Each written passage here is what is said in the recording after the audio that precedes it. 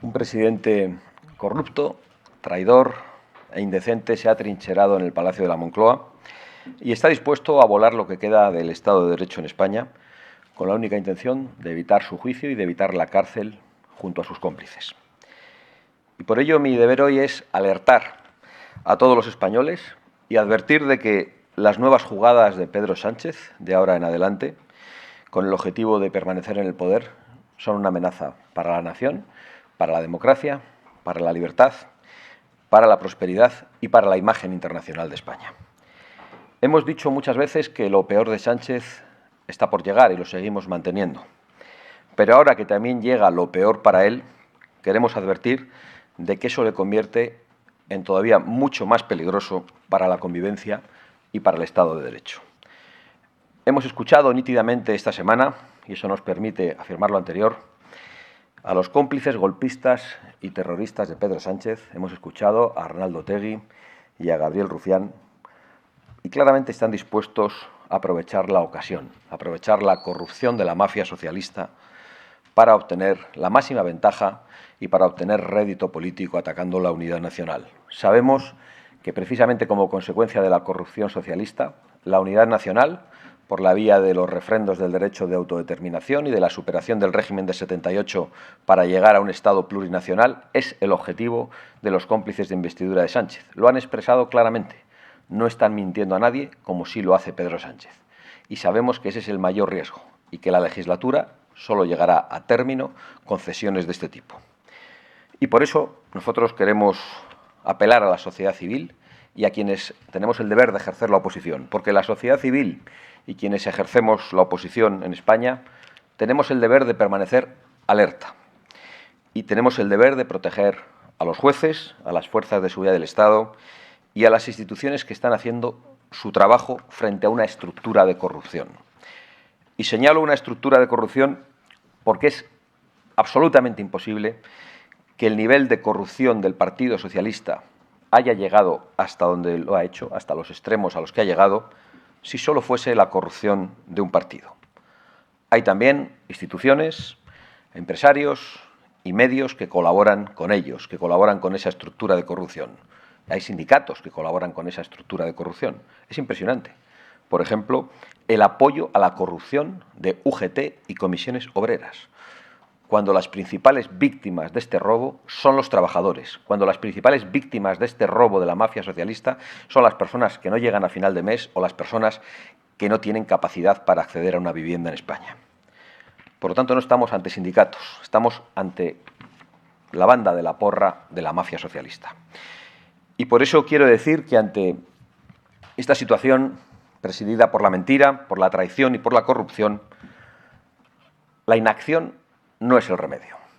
Y quiero decir también que la parálisis nos conduce a la tiranía. Y quiero decir que las falsas expectativas que propagan algunos en el sentido de que el gobierno caerá por su propio peso, no solo generarán frustración, sino que se han convertido en un acto de complicidad ante una situación absolutamente inaceptable. En consecuencia, desde Vox queremos reiterar, en primer lugar, que mantenemos la mano tendida a los diputados que quieran desmarcarse de la corrupción de unos y de otros y que no soporten esta parálisis política en el Congreso de los Diputados. Y, por lo tanto, que nos sirve cualquier fórmula para la moción de censura, con cualquier candidato dispuesto a convocar elecciones y, por supuesto, cualquier fórmula planteada por la sociedad civil como las que hemos escuchado esta semana pasada. Quiero decir también que mantenemos la exigencia de formar un cordón sanitario contra la corrupción e impulsarlo desde Europa. Pero hoy el mayor obstáculo para esta propuesta es el pacto férreo entre populares y socialistas en las instituciones europeas, que se ha convertido en la principal asistencia a Pedro Sánchez. Y por ello quiero insistir también en hacer un llamamiento a todas las instituciones para que no colaboren con un gobierno corrupto, ilegítimo e ilegal. Un gobierno y una mayoría parlamentaria que durante este tiempo ha aprobado una rebaja de las penas de robo para los políticos, es decir, de la malversación, y una amnistía e indultos para los ladrones golpistas. Y este acuerdo ha sido armado precisamente por un ladrón, que tendrá que declarar dentro de pocos días en el Tribunal Supremo. En consecuencia, creo que los magistrados decentes del Tribunal Constitucional no deberían participar en el pleno que trate sobre el recurso de la ley de amnistía, porque no se puede dar sensación de normalidad. No podemos darla a los ciudadanos, no puede darla a la oposición y no pueden darla los magistrados del Tribunal Constitucional. Si esos magistrados decidieran no participar en esos plenos, Conde Pumpido, el hombre de Sánchez y el hombre de Zapatero, votado en ese tribunal por el Partido Popular, por cierto, no podría validar la ley golpista de la amnistía. Concluyo reiterando una idea que hemos dicho muchas veces. Lo peor de Sánchez está por llegar, pero esto no nos debe llevar al pesimismo, porque hay una esperanza. Lo peor para Sánchez también está por llegar. Muchas gracias y me pongo a su disposición. Aquí, señor Abascal. Buenos días. Muy buenos días. Las últimas informaciones sobre la trama de corrupción que afecta al PSOE apuntan al Partido Socialista Navarro y al Gobierno de María Chivite. Del mismo modo que están ustedes presionando para que se presente una moción de censura a nivel nacional, ¿lo harán para que se presente una a nivel regional? Por supuesto, nosotros estamos absolutamente abiertos a censurar a cualquier cargo de la mafia socialista en cualquier institución que esté envuelto en asuntos de corrupción. Pero yo creo que lo que estamos viendo, tanto con el Partido Socialista de Navarra y la señora Chivite y su entorno, como con el Gobierno de la Generalidad de Cataluña y el señor Illa y el caso de las mascarillas, como lo que estamos viendo en torno al presidente del Gobierno, a su familia y a su gente de estrecha confianza, solo indican una estructura de corrupción que afecta a todo el Partido Socialista. Hola, señora Abascal. Quiero preguntarle por esa moción de censura, si ha habido contactos con el Partido Popular en las últimas horas o un poco de mejor sintonía entre los grupos parlamentarios, entre el de Vox y el del Partido Socialista.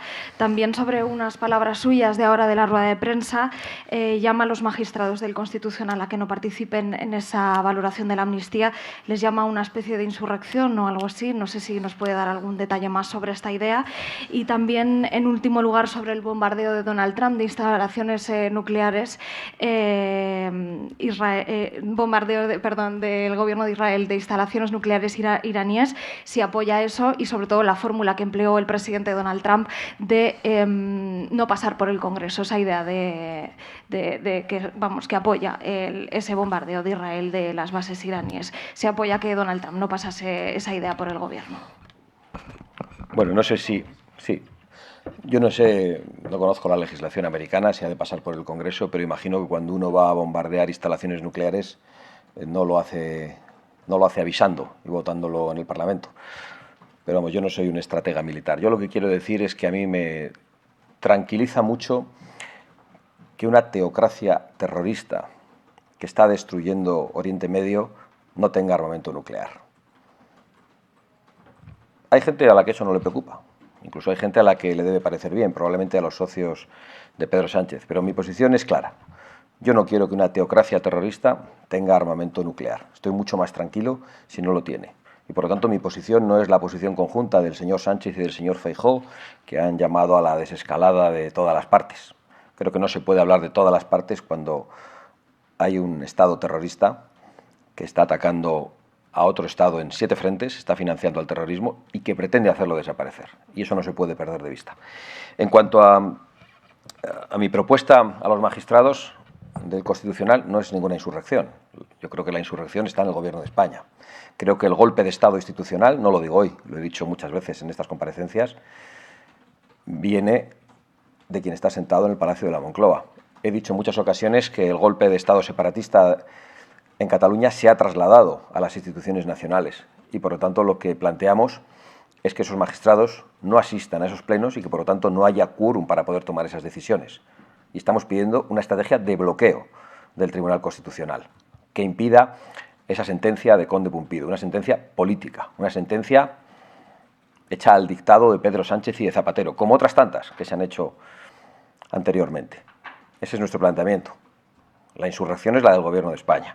En cuanto a nuestra sintonía con el Partido Popular, nuestra relación con el Partido Popular, no tengo novedades. Tampoco tengo novedades respecto a la relación de Partido Popular y Partido Socialista. Sigue siendo la misma en Europa.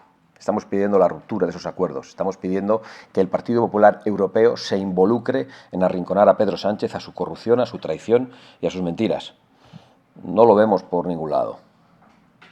Dicho lo cual, nosotros hacemos una oferta a todos los diputados y la hacemos en público. La respuesta del Partido Popular ha sido en público también, pero los diputados tienen sus escaños y nosotros vamos a seguir tendiendo la mano a cualquier diputado que se preste a la presentación de una moción de censura. Muy buenas. Muy buenas. Bueno, ayer Pedro Sánchez anunció que España ha alcanzado un acuerdo con la OTAN para mantener el gasto de defensa en torno al 2,1% del PIB en lugar del 5% inicialmente propuesto.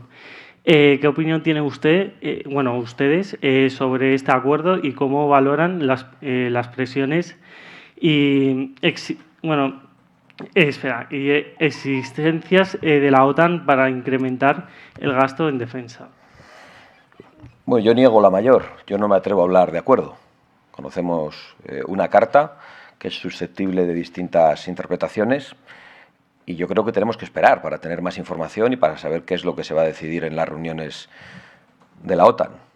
Dicho lo cual, yo quiero manifestar mi preocupación porque los españoles en estos momentos tienen que padecer a un presidente del gobierno que entra a una rueda de prensa y en vez de dirigirse a la Cámara para hablar a los españoles, hace como que habla a unos periodistas inexistentes.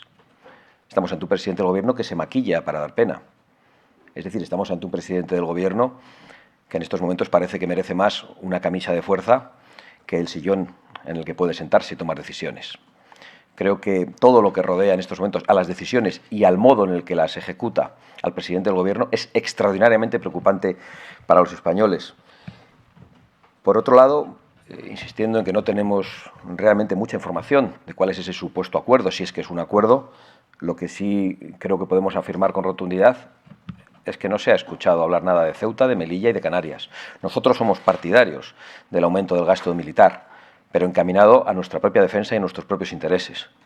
Somos partidarios de que España haga un esfuerzo para estar protegida, lo necesitamos en muchos terrenos, pero lo necesitamos especialmente cuando nos referimos a la España no peninsular, a esa España que está a merced de quienes quieren destruirla, de quienes quieren invadirla, de quienes piensan que tanto las Islas Canarias como Ceuta y Melilla no son territorio español. Hoy mismo hay quejas de instituciones marroquíes por la presencia de la princesa Leonor, precisamente en tierras africanas españolas.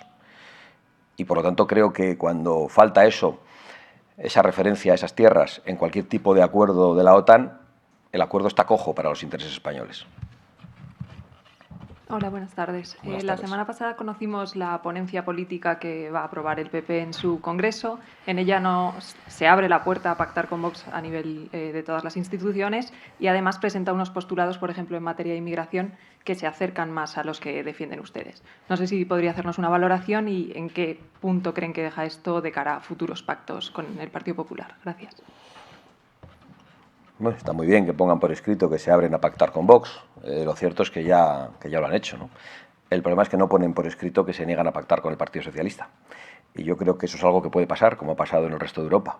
En el resto de Europa hay lugares donde nuestros aliados soberanistas y patriotas han ganado las elecciones, otros lugares donde no las han ganado pero han tenido una fuerza extraordinaria y se podría formar una mayoría alternativa, y los socios del señor Feijóo han decidido pactar con los socialistas, igual que en el Parlamento Europeo, donde hay una mayoría parlamentaria entre Partido Popular, organizaciones conservadoras y patriots.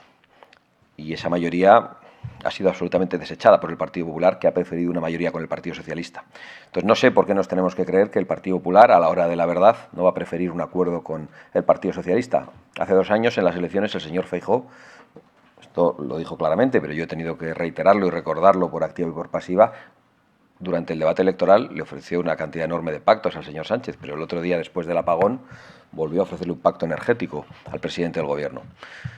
Hasta que nosotros no veamos que el Partido Popular rompe amarras con el Partido Socialista, pues no nos podremos fiar, francamente. En cuanto a lo que diga el Partido Popular en las ponencias, pues tengo que decir, sin ánimo de ofender, pues que lo ponemos en tela de juicio. Porque hemos visto los programas electorales del Partido Popular cuando el señor Rajoy llegó al poder con mayoría absoluta y le hemos visto incumplirlos punto por punto.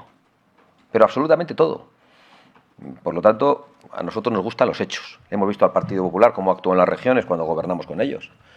cómo le cuesta hacer cosas que de verdad den satisfacción a la inmensa mayoría de los españoles, creo, del electorado de Vox, del electorado del Partido Popular y probablemente de otros, en el sentido de rebajar subvenciones a sindicatos y patronal o de eliminar leyes liberticidas como las leyes de memoria histórica, y en cuanto Vox desaparece de esos gobiernos, inmediatamente vuelven a hacer lo que hacían junto con los socialistas.